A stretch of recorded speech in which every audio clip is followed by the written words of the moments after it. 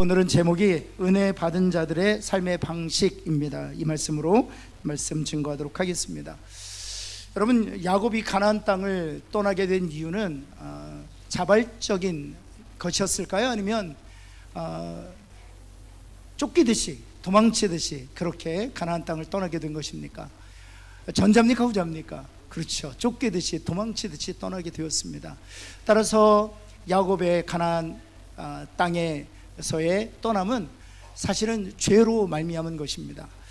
여러분, 우리가 잘 알고 있는 것처럼 하나님께서 야곱을 축복하시겠다고 태중에서 약속하셨습니다. 그러나 하나님의 그 언약과 약속을 성취하는 그 과정에서 비롯되는 방법과 수단도 거룩해야 된다는 사실입니다. 하나님은 어떤 일부분만 받으시는 분이 아니라 하나님은 우리 인생 전체를 받기를 원하시는 분이기 때문에 그렇습니다.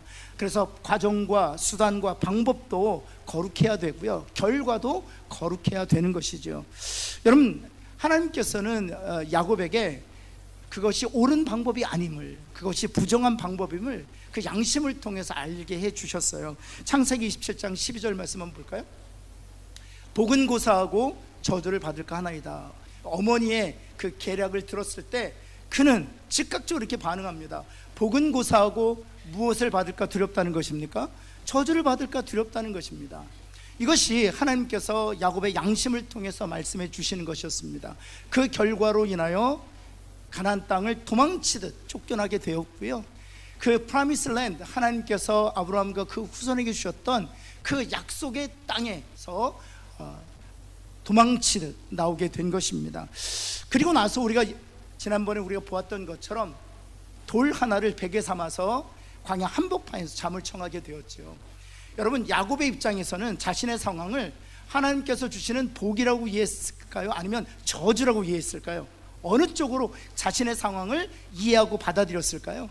그렇죠. 복은 고사하고 저주를 받을까 하노라 했던 양심을 통해서 하나님께서 말씀하셨던 그 말씀대로 자신이 가나안 땅을 도망치듯 떠나게 되었고, 심지어는 돌로 베개를 삼는 이런 절망적인 바닥을 치는 상황에 몰렸기 때문에 자신의 삶을 하나님께서 내게 베푸신 저주다라고 여겼을 가능성이 높은 것이죠. 여러분, 그때 자기의 삶을 저주라고 생각했었던 그때 하나님께서 무엇을 하셨습니까? 환상 중에 사닥다리 하나 보여주셨습니다. 창세기 28장 12절 말씀 볼까요? 꿈에 본즉 사닥다리가 땅 위에 서 있는데 그 꼭대기가 하늘에 닿았다. 다시 말해서 땅과 하늘을 이어주는 사닥다리를 보게 되었습니다. 그리고 하나님의 사자들이 그 위에서 오르락 내리락 하는 것을 보게 되었지요. 이에 대해서 예수님께서 이 사닥다리에 대해서 이렇게 말씀하십니다.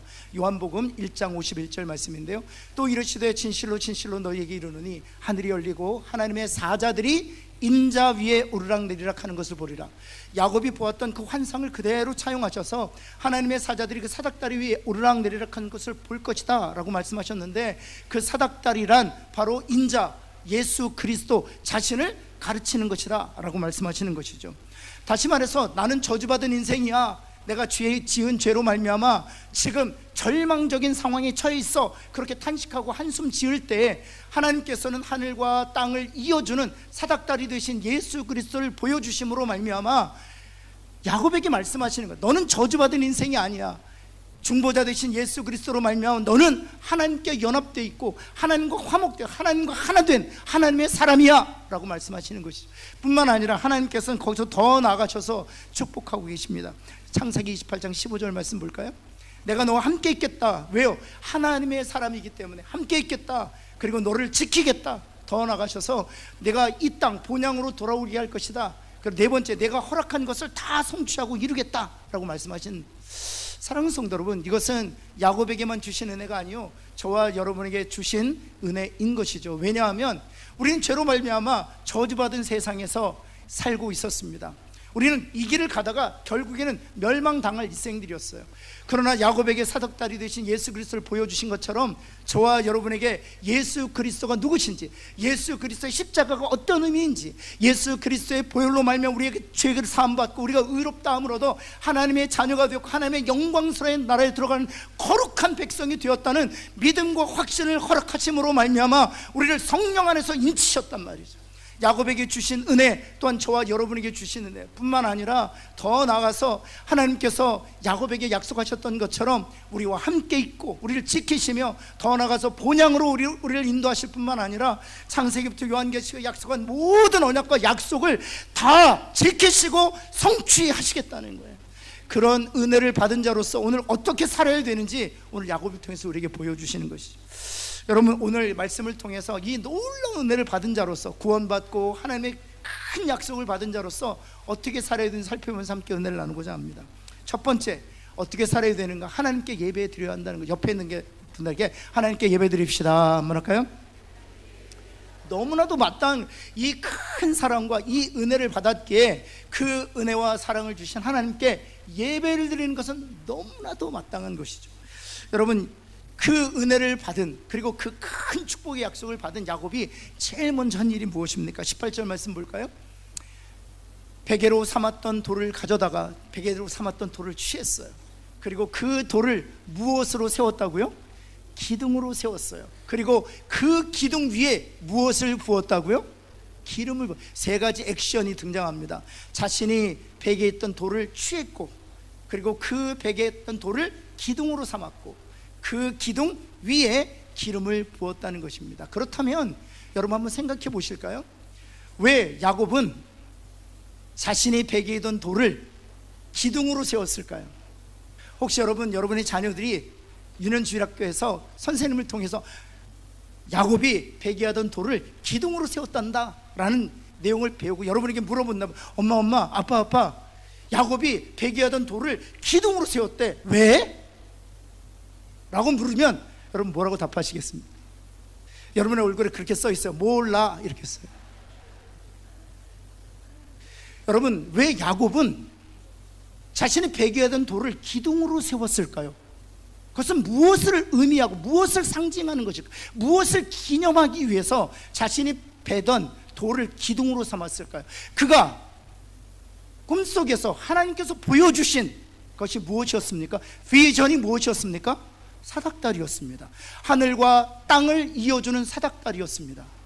그렇다면 자신이 베개하던 그 돌을 기둥으로 삼았다는 것은 자신이 꿈속에 보았던 무엇을 기념하는 것이었을까요? 그렇죠. 사닥다리를 기념하는 것이었어요. 땅과 하늘을 이어주는 사닥다리를 기념하는 것이었습니다. 여러분, 그렇다면 그 기둥 위에 기름을 부었다는 것은 무엇을 의미하는 것일까요? 여러분, 베개하던 돌을 자신의 꿈에서 하나님 보여주셨던 땅과 하늘을 연결시키죠. 이제 너는 저주받은 인생이 아니라 하나님과 연합된, 하나님과 하나 된 하나님의 백성이라는 그런 하나님의 위로를 경험한 이후에 그것을 기념하기 위해 사닥다리로 세웠다는 것까지는 이해가 돼요. 그러면 그 위에 기름을 부었던 것은 어떤 의미가 있을까요? 여기서는 신학적 해석이 가미가 돼야 돼요. 여러분, 요한복음 1장 51절에서 보았듯이 이 사닥다리는 누구를 예표하는 것이었습니까? 예수 그리스도를 예표하는 것이었습니다. 그렇다면 이 사닥다리는 단순히 사닥다리가 아니에요. 이 베개하던 돌을 기둥으로 세운 것은 단순히 돌이 아니에요. 그것은 사닥다리를 의미하는 것이고 기미하는 것뿐만 아니라 그 사닥다리는 예수 그리스도를 예표하는 것입니다. 그렇다면 그 위에 기름을 붓는다는 것은 누구 위에 기름을 붓는다는 것을 의미하는 것입니까? 예수님께 기름을 붓는다는 것을 의미하는 것이죠. 여러분, 우리는 예수님의 이름을 예수 그리스도라고 얘기합니다. 그럼 제가 여러분에게 묻겠습니다. 예수가 이름입니까? 그리스도가 이름입니까? 다시, 둘 중에 하나예요. 하나 더 하겠습니다. 예수가 이름이다, 1번. 그리스도가 이름이다, 3번. 예수 그리스도가 이름이다.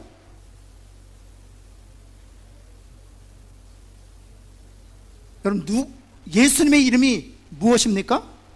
예수님이 이름이에요. 그리스도는 직분이에요. 크리스토스라는 단어는 한국말로 직역하면 기름 부음 받은 자라는 뜻이에요. Anointing one, 기름 부음 받은 자. 여러분, 구약 성경에는 기름 부어 세 가지 직분을 세웠습니다. 첫 번째는 왕을 세울 때 기름을 부었어요. 두 번째는 제사장을 세울 때 기름을 부었습니다. 세 번째는 선지자를 세울 때 기름을 부었습니다. 다시 말해서 기름을 부었다, 예수님의 머리 위에 기름을 붓는다 하는 것은 무엇을 얘기하는 것입니까? 왕으로 오셔서 우리를 다스리시는 예수 그리스도, 제사장으로 오셔서 우리의 죄를 위하여 속죄하시는 예수 그리스도, 선지자로 오셔서 구원의 메시지를 증거하시는 메신저로 오시는 예수 그리스도를 의미하는 것입니다. 여러분, 지금 야곱은 환상 가운데 사닥다리를 보고 나서 하나님께서 앞으로 하실 놀라운 일들을 단번에 깨닫게 됐어. 어떤 이는 이렇게 질문합니다. 목사님, 어떻게 그 하나님께서 역사 속에서 하실 일을 단번에 알 수 있을까요? 네, 이 창세부터 요한계시록까지 이 모든 말씀은 하나님 안에 있는 것입니다. 따라서 하나님께서 알게 하시려고 하면 단번에 알게 하시는 것이죠. 여러분, 아브라함을 기억하실 거예요. 이삭의 생명 대신 순양을 예비하시는 그 사건을 통해서 아브라함이 깨닫게 된 것이 있습니다. 단번에 알게 됐지요. 무엇을 단번에 알게 되었습니까? 이 모리아산이라는 이 예루살렘에 하나님이 순양이 되셔서 자신을 대속제물로 내어주실 것을 단번에 알고 그 모리아산의 이름을 무엇이라고 명하였습니까? 여호와 이레, 하나님이 자신의 몸을 대속제물로 예비해 주실 것을 예언적으로 선포하잖아요. 여러분, 사도 바울은요, 로마서, 갈라디아서, 에베소서, 골로새서 이 주옥 같은 서신서를 씁니다. 여러분, 3년 만에 써요. 여러분, 한 번에 하나님께서 깨닫게 하시기 때문이에요. 요한계시록은 어떻습니까? 밤모섬에서 하룻밤 사이에 요한계시록 전체를 펼쳐주셨어요. 사랑하는 성도 여러분, 격가지로 말씀드리지만 고린도전서 12장에서 말하고 있는 지혜의 말씀의 은사와 지식의 말씀의 은사가 여러분에게 하나님께서 주어 주시기를 예수 그리스도에는 축원합니다. 그러면 단번에 알게 되는 거예요. 하룻밤 사이지만 야곱은 사닥다리를 통해서 하나님의 놀라운 구원의 경륜을 단번에 알게 된 거예요. 그래서 조용히 아침에 일어나서 베개에 대한 돌을 기둥으로 세우고 그 기둥 사닥다리 예수 그리스도 위에 하나님께서 하실 왕과 재상과 선지자로 오실 그 하나님의 놀라운 일을 기념하면서 기름을 부었던 것이죠. 여러분, 그래서 많은 성서학자들이 야곱이 한 행위를 가리켜서 예배다라고 얘기하는 거예요. 그 큰 구원의 은혜를 얻고 또 하나님의 그 큰 축복 약속을 이후에 야곱이 제일 먼저 한 일은 그 놀라운 은혜와 사랑을 주신 그 하나님께 합당한 예배를 드리는 것이다. 여러분, 이 예배를 통해서 우리가 두 가지를 배울 수 있는데요. 첫 번째는 무엇을 배울 수 있는가 하면 우리가 드리는 모든 예배는 예수 그리스도 중심적이어야 한다는 거예요. 여러분, 옆에 있는 분, 예배는 그리스도가 중심이 되어야 합니다. 뭐랄까요? 여러분, 이것은 무엇을 얘기하는 것입니까? 찬양할 때도 그 찬양의 가사의 내용이 예수 그리스도 중심적이어야 한다. 여러분, 기도할 때도 그 기도의 내용이 예수 그리스도 중심적이어야 한다. 말씀을 전할 때에도 그 말씀의 그 내용이 예수 그리스도 중심적이에요. 예수님께서 우리의 죄를 위하여 십자가에 죽으셨고 우리를 의롭게 하시고 다시 부활하셨던 이 복음이 기도와 찬양과 말씀을 통해서 고백되고 선포되고 증거돼야 그것이 바로 Christ-centered worship, 그리스도 중심적 예배라고 얘기하는 거예요. 사랑하는 성도 여러분, 또 그리스도 중심적 예배라는 이 예배를 통해서 누구만이 영광을 받으셔야 돼요? 누구만이 찬송을 받으셔야 돼요? 누구만이 기억이 돼야 돼요? 누구에게만 감사를 올려야 됩니까? 예수님에게만 감사를 올려야 돼요. 예수님만 주목받으셔야 돼요. 예수님께만 영광이 돌려져야 돼요. 저는 우리 교회 예배가 그런 예배 되기를 예수 그리스도의 이름으로 축원합니다. 그래서 우리가 찬양을 들을 때 저도 감동이 돼요. 저도 모르게 막 박수 치고 싶어요. 그런데 그 영적 싸움에서 우리가 지면 안 돼요. 이건 단순히 한 예를 말하는 거예요. 왜냐하면 그 순간 우리는 하나님께 향했던 시선을 떼어내어 그에게 집중하는 것이기 때문에 그렇습니다. 박수를 받는 입장에서는 그가 영적 싸움에서 이기지 아니하면 그것을 자신의 영광으로 취할 것이기 때문에 그 순간 그는 죄를 짓게 되는 거예요. 말씀을 전한 자도 역시 마찬가지예요. 저는 도구일 뿐이에요. 여러분을 구원하는 능력은 말씀인 줄을 믿습니다. 여러분을 위로하는 능력도 말씀인 줄을 믿습니다. 여러분, 그러기에 말씀을 주시는 예수 그리스도, 우리의 찬양과 영광의 오직 한 분 대상이셔야 되는 것이죠. 사랑하는 성도 여러분, 저는 기도합니다. 우리 다음 세대와 중고등부 또 청년부, 우리 작년 예배, 그것이 새벽 예배든 수요 예배든 금요 예배든 구역 예배든 주일 예배든 정말 예수 그리스도가 중심이 되는 그런 예배가 드려지는 그런 교회 되기를 예수 그리스도의 이름으로 축원합니다. 두 번째는요, 원리는 그 사닥다리 되신 예수 그리스도 위에 기름을 부었다. 이 기름은 성령을 성경에서 성령이라고 얘기하고 있습니다. 기름은 성령님이에요. 여러분, 예수 그리스도에게 왕과 지성과 선지자적 직분을 주신 것도 바로 성령 하나님이시거든요. 여러분, 따라서 우리 예배에는 성령의 기름 부으심이 있어야 한다는 것입니다. 한번 따라해볼까요? 예배에는 성령의 기름 부으심이 있어야 합니다. 두 가지 원리 꼭 기억하셔야 돼요. 예수 그리스도 중심, Christ centered worship이 되어야 됩니다. 두 번째는 성령의 기름 부으심, anointing of Holy Spirit. 성령의 기름 부으심이 있어요. 성령의 기름 부으심이 있다는 것은 무엇을 얘기하는 것입니까?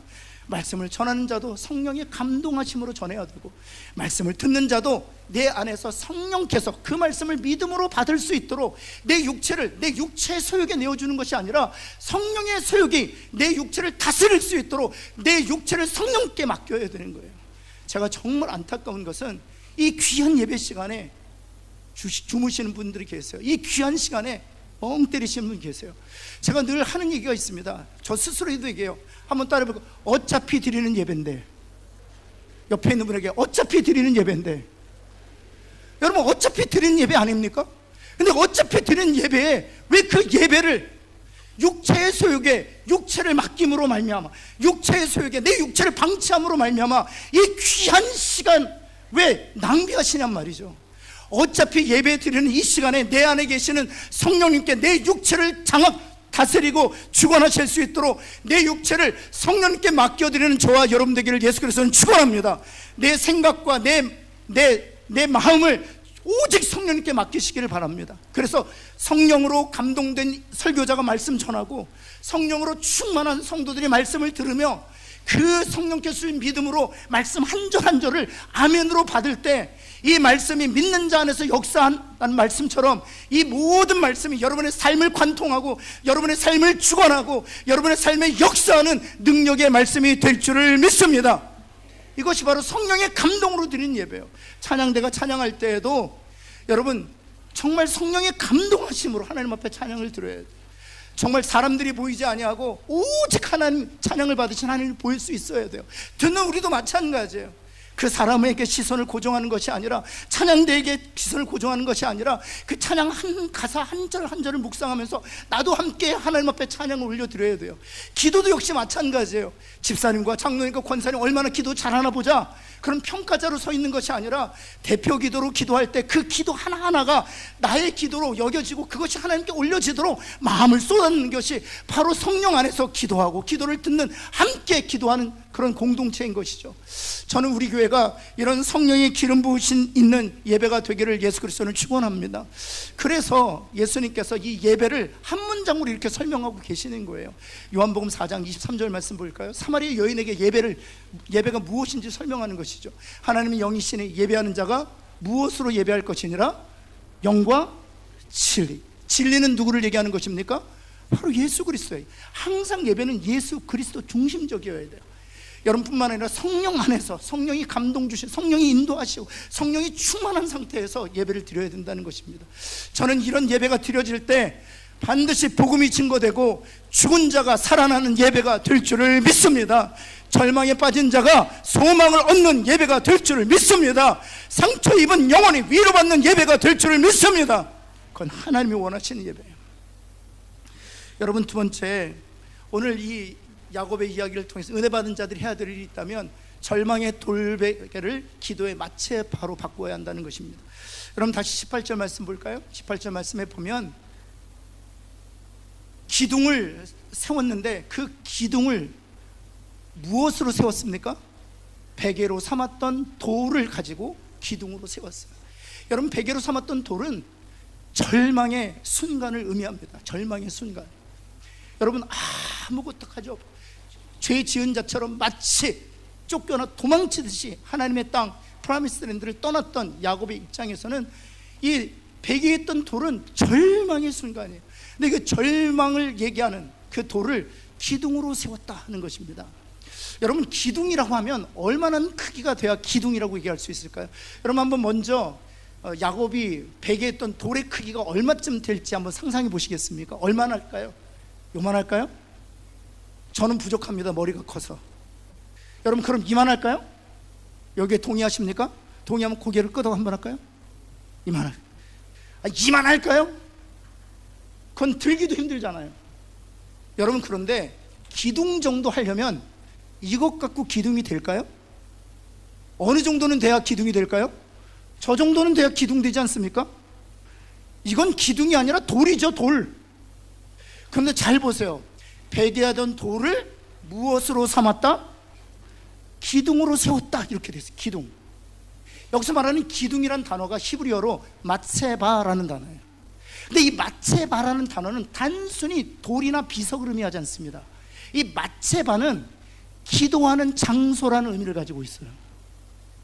여러분 다시 말해서 절망의 돌을 가져다가 야곱은 기도하는 장소로 바꿨다는 그런 뜻이에요. 그래서 그렇게 배기하던 돌을 마체바로 세운 뒤에 20절 21절에서 야곱이 이렇게 기도합니다. 한번 볼까요? 20절 말씀. 야곱이 서운하여 기도하여 이르되, 그런 뜻이죠. 야곱이 기도하여 이르되 하나님이 나와 함께하여 주옵소서. 두 번째 기도하는 것은 이 길에서 나를 지켜 주옵소서. 세 번째 기도하는 것은 먹을 떡과 입을 옷을 내게 주옵소서. 마지막으로 21절에 무엇이라고 기도합니까? 내가 평안히 아버지 집으로 돌아올 수 있도록 도와주옵소서. 이렇게 절망의 이 돌베개를 기도의 마체바로 세우고 나서 하나님 앞에 간절히 무릎 꿇고 그 기둥을 붙들고 기도하는 거예요. 하나님, 저를 지켜주시기를 원합니다. 이 길에 필요한 것들을 공급하여 주시기를 원합니다. 하나님, 먹을 것과 입을 것을 공급하여 주시고 평안히 내가 이 프라미스랜드, 이 가나안 땅으로 다시 돌아올 수 있도록 하나님, 저를 지키시고 보호하여 주옵소서. 기도하는 것이죠. 여러분, 그때 하나님께서 정말 축복의 약속의 말씀을 허락해 주시는 겁니다. 여러분, 특별히 이 기도와 관련해서도 두 가지 원리가 있어요. 첫 번째는 기도는 이 기둥이 의미하는 것처럼 땅과 하늘을 연결하는 것이에요. 옆에 있는 분에게 기도는 땅과 하늘을 연결하는 것입니다. 한번 할까요? 여러분, 어떻게 죄인인 우리가 하나님의 영광에 이를 수 있습니까? 어떻게 죄인의 생각이 하나님의 나라에 상달될 수 있습니까? 우리의 그 죄인의 계획이 어떻게 하나님의 계획이 될 수 있습니까? 오직 기도로 말미암아, 땅과 하늘을 연결한 기도로 말미암아 우리의 생각이 하나님께, 우리의 계획이 하나님께, 우리의 미래가 하나님께 기도로 알려드려지는 것이죠. 사랑하는 성도 여러분, 힘들고 어려울 때마다 이 절망의 돌베개를 기도의 마체바로 세우고 무릎 꿇고 하나님 앞에 기도했던 것처럼 땅의 것들을 위하여 하나님께 기도하는 저와 여러분 되기를 예수 그리스도의 이름으로 축원합니다. 두 번째 원리가 있어요. 두 번째 원리는 무엇인가 하면, 기도 역시 예배와 마찬가지로 그 중심에 누가 계시다고요? 예수님이 계시다고요. 여러분, 이 기둥으로 세웠던, 이 마체바로 세웠던 것은 바로 예수 그리스도를 예표하는 사닥다리라고 말씀드렸습니다.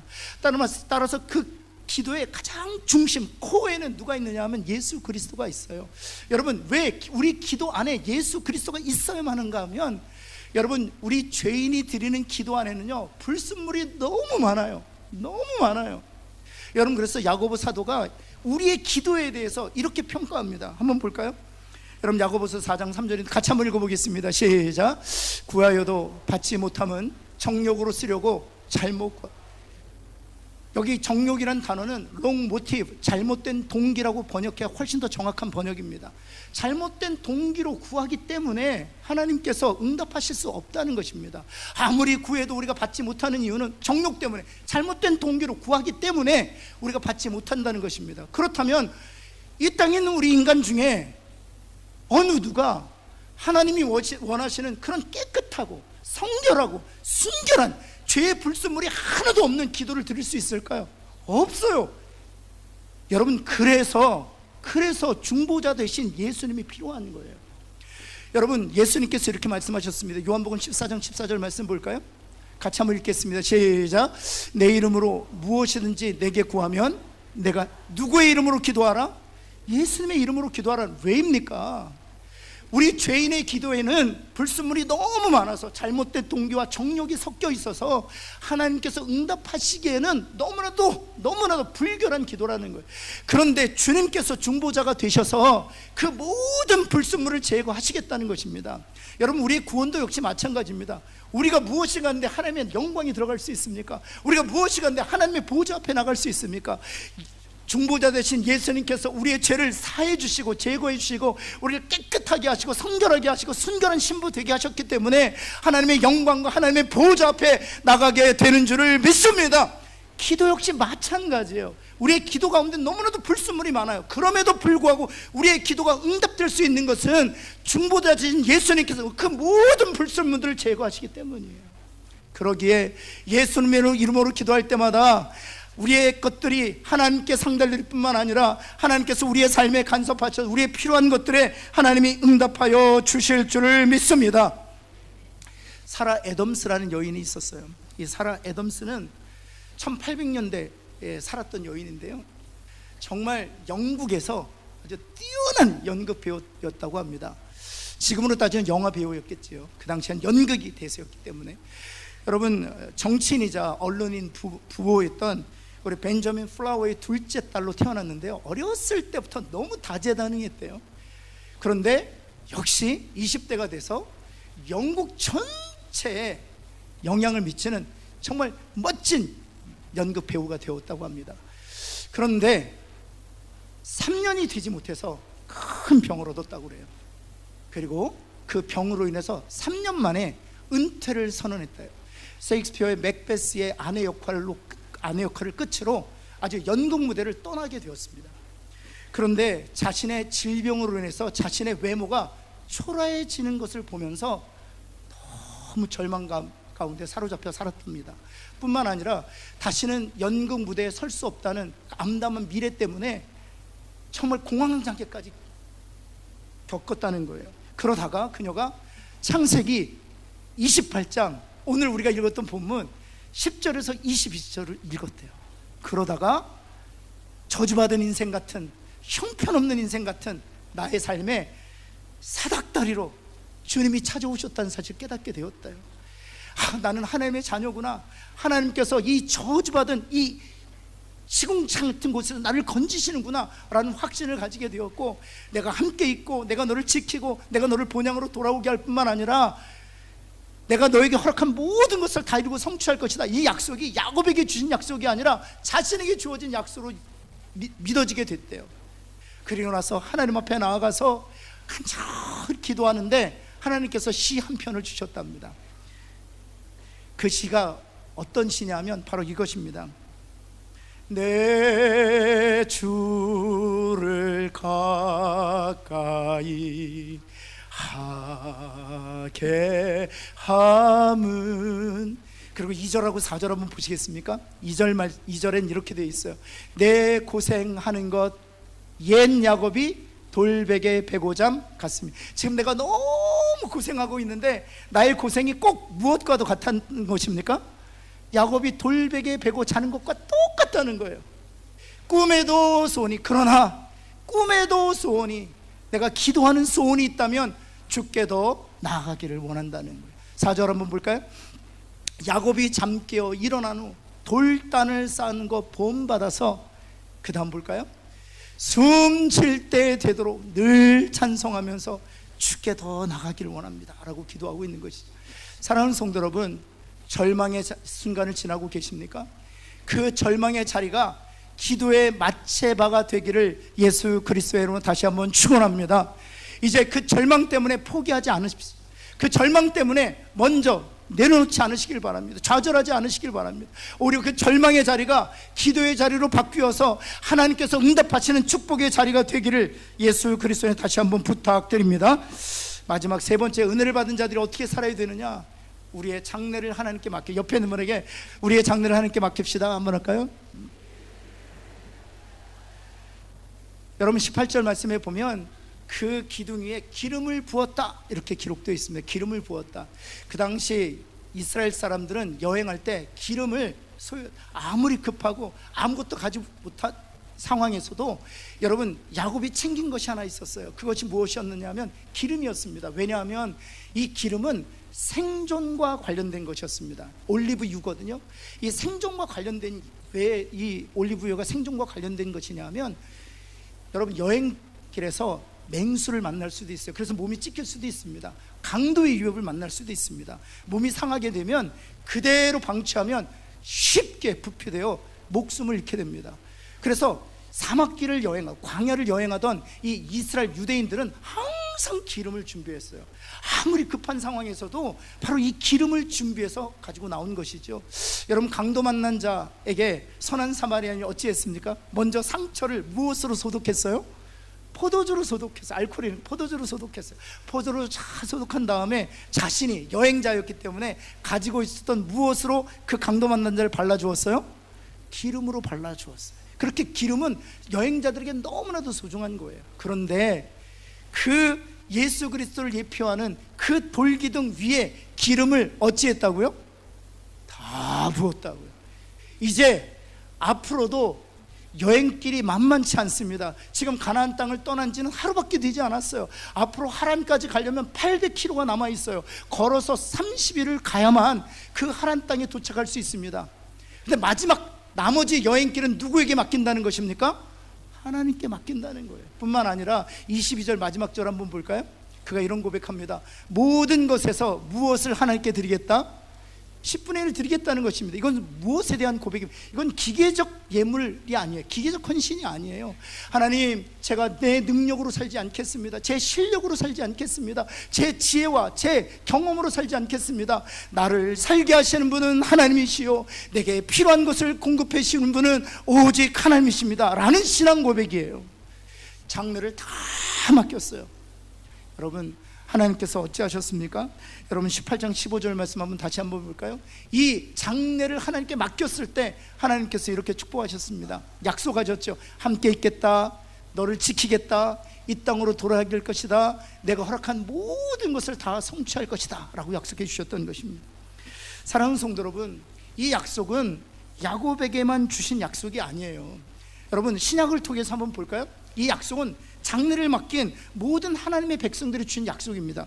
여러분, 마태복음 28장 20절 말씀, 노란색으로 하이라이트 된 부분만 읽겠습니다. 시작.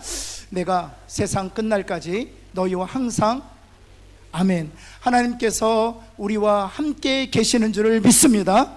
세상 끝날까지 함께 있겠다고 말씀하셨어요. 데살로니가후서 3장 3절 말씀 볼까요?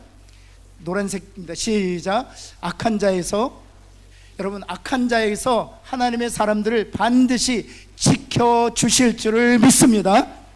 여러분, 세 번째입니다. 요한복음 6장 39절 말씀인데요, 나를 보내신 아버지의 뜻은 내게 주신 자, 예수님께 주신 자 중에 주님이 하나도 잃어버리지 아니하고 마지막 날에 다시 살리신다는 것입니다. 우리는 결코 잃어버리지 아니하고 하나님께서 우리를 예수님께 주셨기에 예수님께서 책임지시고 마침내 다시 살리셔서 천국으로 우리를 인도하여 주실 줄을 믿습니다. 요한계시록 7장에서는요 좀 더 구체적으로 말하고 있어요. 이는 보좌 가운데 계신 어린 양 예수 그리스도께서 우리의 목자가 되셔서 어디로 인도하신다고요? 생명샘으로 인도하신다. 하나님께서 그들의 눈에서 모든 눈물을 마침내 씻어 주실 것이라 말씀하셨습니다. 여러분, 야곱에게만 주신 약속의 말씀이 아니에요. 야곱을 관통해서 우리 모든 성도들에게 주시는 약속의 말씀입니다. 장래를 하나님께 맡긴 자들에게 주신 약속, 여러분 들어보시기 바랍니다. 함께, 우리와 함께 하실 것이요, 우리를 악한 자들로부터 지킬 것이며 우리를 본향으로 돌아오게 하실 뿐만 아니라 하나님께서 언약하시고 약속한 모든 것을 다 이루실 줄을 믿습니다. 여러분, 그 약속이 야곱의 인생에서 어떻게 성취되었는지 볼까요? 여러분, 창세기 30장 43절 말씀이에요. 우리 한번 같이 한번 읽어볼까요? 시작. 이에 그 사람이 매우 번성하여 양떼와 노비와 낙타와 나귀가 많았더라. 여러분, 장래를 하나님께 맡긴 사람, 그를 하나님께서 책임지신다는 거예요. 여러분, 자녀들의 미래 때문에 두려워하십니까? 자녀들의 장래도 하나님께 맡기시기를 예수 그리스도는 축원합니다. 우리 일터와 또 직장 때문에 염려하십니까? 일터와 직장도 하나님께 맡기시기 바랍니다. 우리 교회도 하나님께서 지금까지 인도하셨어요. 우리의 장래를 하나님께 맡기면 하나님께서 책임지시고 하나님의 방법으로 우리를 인도해 가실 줄을 믿습니다. 여러분, 좀 전에 제가 내 주를 가까이 찬양했는데 찬송가 몇 장일까요? 찬송가 몇 장일까요? 맞아요. 338장이에요. 338장인데 이 338장이 우리 기독교 역사 중에 우리 크리스찬들에게 큰 울림이 됐던 때가 있었어요. 여러분, 영국에서 제조한 배인데요, 그 배의 별칭이 뭐였냐면 신도 침몰시킬 수 없는 배라고 했어요. 신조차도 침몰시킬 수 없는 배, 그 배의 이름이 뭘까요? 타이타닉이었습니다. 신도 침몰시킬 수 없다. 얼마나 교만이 하늘을 찌르는지 몰라요. 우리 과학기술 문명이 이런 거대한 배를 탄생시켰다. 신도 침몰시킬 수 없다. 그런데 우리가 잘 아는 것처럼 자그마한 빙산 때문에 그 배가 침몰했지요. 여러분, 그런데 그 배에 자그만치 2340명이 탑승했었다고 해요. 그리고 구조선에 타서 생명을 건진 사람이 711명밖에 되지 않는다고 합니다. 1630명은 그날 다 죽었어요. 근데 그날이 어느 날인 줄 아세요? 주일이었습니다. 오전에 주일 예배 드리고 주일 저녁에 빙산 맞아서 완전히 침몰했어요. 그런데 그 침몰하던 배에서 이제 두 쪽으로 침몰하던 배에서 바이올린 선율이 들리기 시작했습니다. 그는 영국 감리교회 바이올리니스트였어요. 그리고 그와 더불어 8명의 단원은 그 교회에서 이 배에 파송한 연주자들이었습니다. 주일 아침 예배를 인도했던 연주자들이었어요. 침몰하던 배에서 그들은 구조선에 타기를 거부했습니다. 그 악장의 이름이 히틀리라는 사람이에요. 그 사람이 먼저 켜기 시작합니다. 내 주를 가까이. 한두 사람들이 모여들기 시작했어요. 주변에 수백 명이 손에 손을 얹고 모여들기 시작했습니다. 이제 모든 사람들이 갑판에 모여서 함께 찬양합니다. 마지막 소절이 어떻습니까? 숨 쉴 때 되도록 늘 찬송하면서 주께 더 나아가기 원합니다. 여러분, 그들은 자기의 장래를 하나님께 맡겼어요. 사랑하는 성도 여러분, 우리의 장래를 하나님께 맡깁시다. 우리는 하나님께 큰 은혜를 받은 자입니다. 우리의 예배가 영과 진리로 드리는 예배가 되어 죽은 자가 살아나고 절망에 빠진 자들이 위로받고 상처 입은 영혼들이 회복되는 그런 살아있는 예배 되기를 예수 그리스도는 축원합니다. 뿐만 아니라 절망 때문에 먼저 좌절하거나 포기하지 말고 오히려 절망의 자리가 기도의 마체바로 바꾸는 결단이 저와 여러분에게 있기를 예수 그리스도는 축원합니다. 하나님이 우리의 인생의 주관자세요. 하나님께 우리의 인생을 맡기시고 우리의 자녀들, 우리 일터, 우리 교회까지 하나님께 장래를 맡기는 믿음의 사람들 다 되시기를 예수 그리스도에는 축원합니다. 하나님, 주님 앞에 간절히 기도합니다. 하나님, 감사합니다. 저주받은 인생들이었지만 땅과 하늘을 연결하는 사닥다리 되신 예수 그리스도로 말미암아 하나님의 영광 안에 들어갈 수 있는 자 되게 하신 은혜를 인하여 감사합니다. 하나님, 그 은혜를 받은 자로서 영과 진리로 예배하는 자가 되게 하여 주옵소서. 우리의 예배가 성령이 충만한 예배가 되게 하시고 성령이 역사하시는 예배가 되게 하여 주옵시고 성령이 일하시는 예배가 되게 하여 주셔서 죽은 자가 살아나는 예배가 되게 하여 주옵소서. 상처 입은 영혼들이 회복되는 예배가 되게 하여 주옵소서. 절망에 빠진 자들이 하나님께 주시는 소망으로 다시 일어서는 예배가 되게 하여 주옵소서. 하나님, 지금도 절망 가운데 눈물을 흘리며 단식하는 이들이 있습니까? 그 자리가 기도의 자리가 되게 하여 주옵소서. 절망의 눈물이 기도의 눈물로 바뀌게 하여 주옵시고 하나님 앞에 기도하는 것마다 응답받는 응답의 자리 또한 되게 하여 주옵소서. 하나님, 우리의 장래는 하나님께 있음을 고백합니다. 하나님, 하나님만 의지합니다. 우리를 인도하여 주옵소서. 예수 그리스도의 이름으로 간절히 기도합니다. 아멘.